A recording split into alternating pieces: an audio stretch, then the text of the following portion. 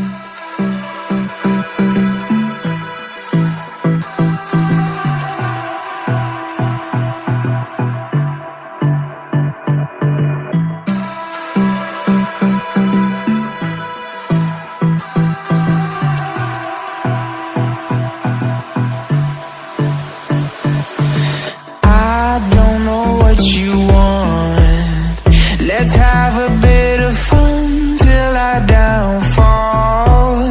My love, if you feel like I do right now, don't say you're on the run to the other side, my love.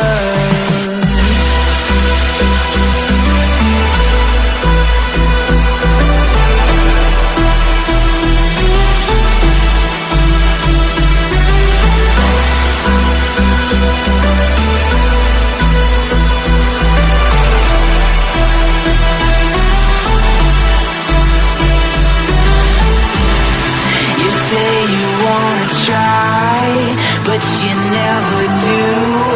Sugar, there's a reason why we lose. You say you wanna cry, but you never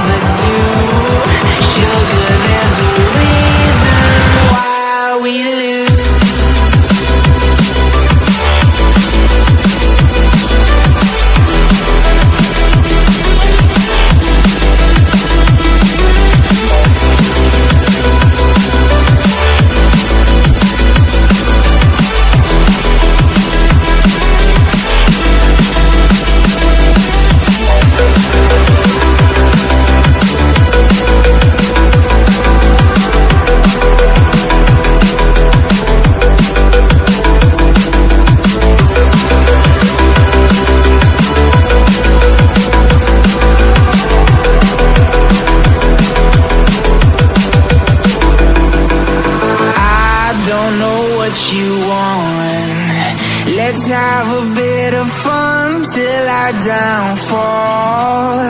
My love, if you feel like I do right now, don't say you're on the run to the other side. My love, you say you wanna try, but you never do. Sugar, there's a reason why we lose.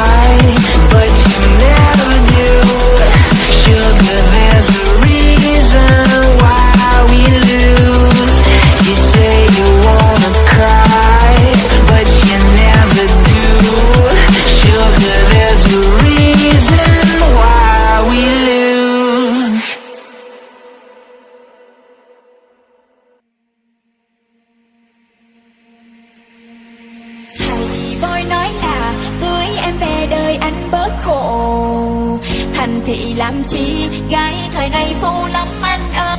Ta cùng đi đến chốn xa xôi. Ta đã trải qua gió sương phong ba bụi trần, hay bước lại sau những năm tháng mệt nhoài.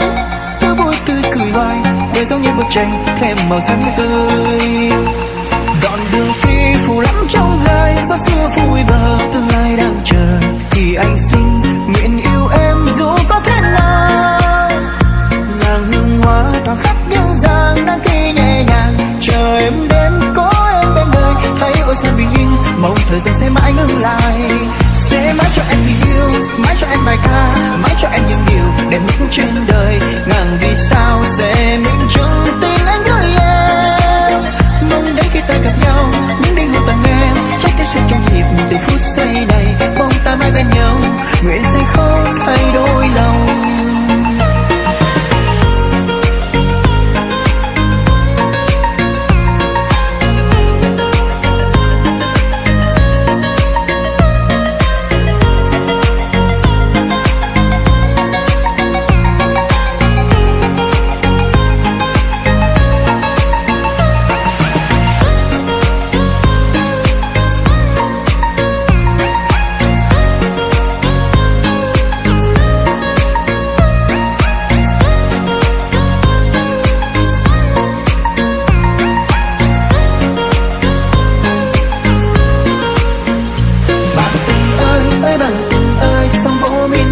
Áng mây nhẹ nhàng, bạn tình ơi bạn tình ơi, sưởi ấm trong nắng chan hòa.